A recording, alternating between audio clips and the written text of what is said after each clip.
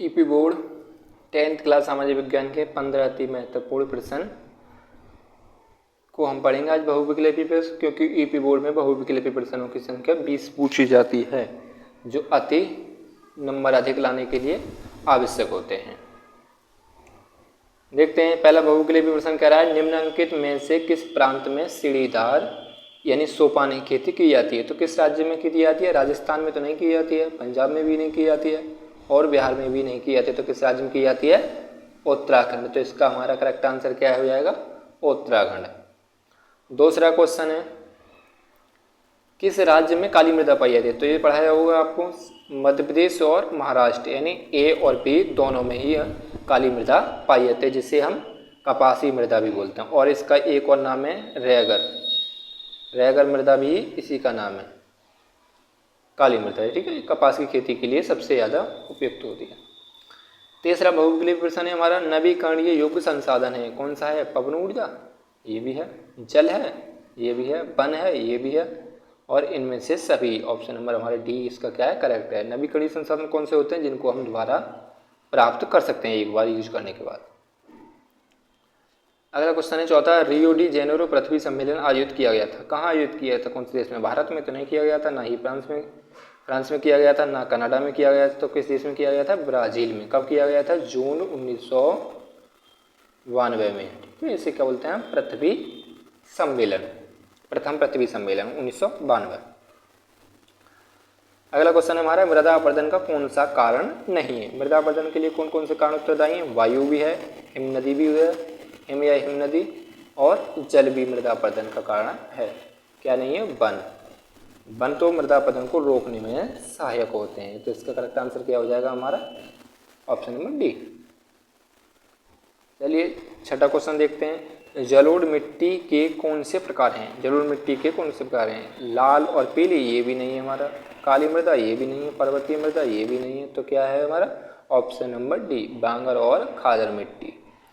क्योंकि जो पुरानी जलोढ़ मिट्टी होती है उसे क्या बोलते हैं हम? बांगर, और नई जलोढ़ मिट्टी को खादर बोला जाता है।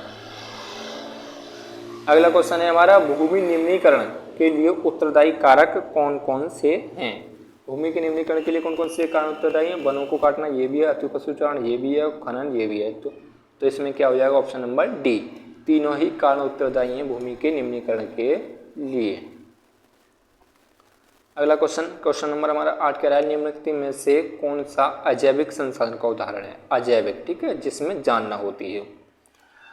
और जैविक में क्या आते हैं हमारे? जीव जंतु और वनस्पति। और अजैविक में क्या है? चट्टान आती हैं, सोना आता है, लोहा का आता है, जो खनिज धातु होते हैं वो सब कैसी होती हैं? अजैविक। तो इसका करेक्ट आंसर क्या है? डी, इनमें से सभी। 9वां क्वेश्चन कह रहा है पंजाब में भूमि निम्नीकरण का निम्नलिखित में से मुख्य कारण क्या है? पंजाब में भूमि निम्नीकरण का मुख्य कारण क्या है? गहन खेती, ये तो नहीं है।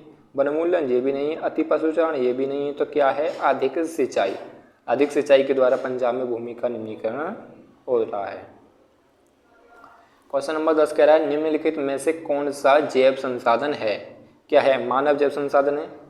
ठीक है, मानव में जान होती है, पौधों में भी होती है, वनस्पति में भी होती है, जीव जंतु भी हैं। तो क्या है? सभी। ये सभी किसका उदाहरण है? जैव संसाधन के उदाहरण है। अनवीकरणीय योग संसाधन, जिनको एक बार प्रयोग करने के बाद हम दोबारा एक बार समाप्त हो जाएंगे, फिर उनको दोबारा हम प्राप्त नहीं कर सकते। वो कैसे संसाधन होते हैं? अनवीकरणीय।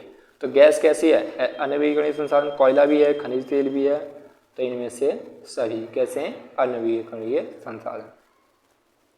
क्वेश्चन नंबर 12 कह रहा है कि उत्तरी भारत में सबसे अधिक कौन सी मृदा पाई जाती है? लैटेराइट, लैटेराइट मृदा, ये भी नहीं पाई जाती है। काली मृदा, ये तो नहीं पाई जाती है।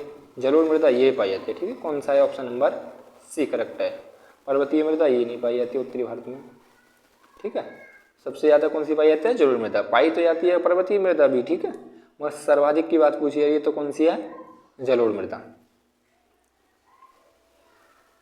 भारत का क्षेत्रफल लगभग कितना है? भारत का क्षेत्रफल कितना है? 28 लाख नहीं, 35 लाख, ये भी नहीं है, 30 लाख, ये भी नहीं। तो कितना है? 32,87,263 वर्ग किलोमीटर। अच्छा, भारत का मैदानी क्षेत्रफल कितने % है? भारत का क्षेत्रफल मैदानी कुल क्षेत्रफल का कितना % मैदान है? 43। ठीक है, 43% क्षेत्रफल भारत का कैसा है, मैदानी है। बाकी बात 27 कैसा है, पठारी। 27 कैसा है, पठारी।